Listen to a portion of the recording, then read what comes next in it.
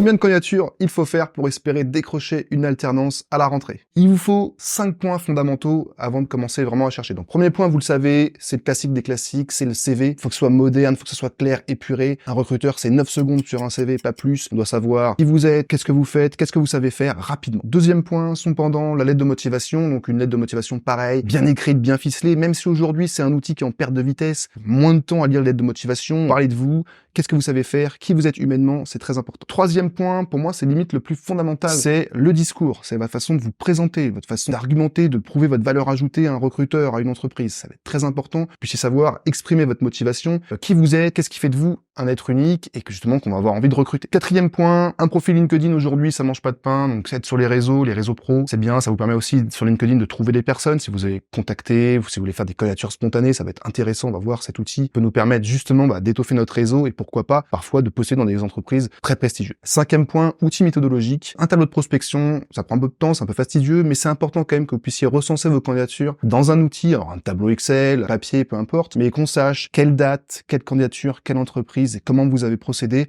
pour derrière qu'on puisse faire des relances et voir un petit peu qui répond pas. Et donc pour finir, combien de candidatures? Alors le plus possible, c'est sûr. Généralement, moi je pars sur une fourchette qui est comprise entre 100 et 300 candidatures pour espérer avoir une alternance à la rentrée.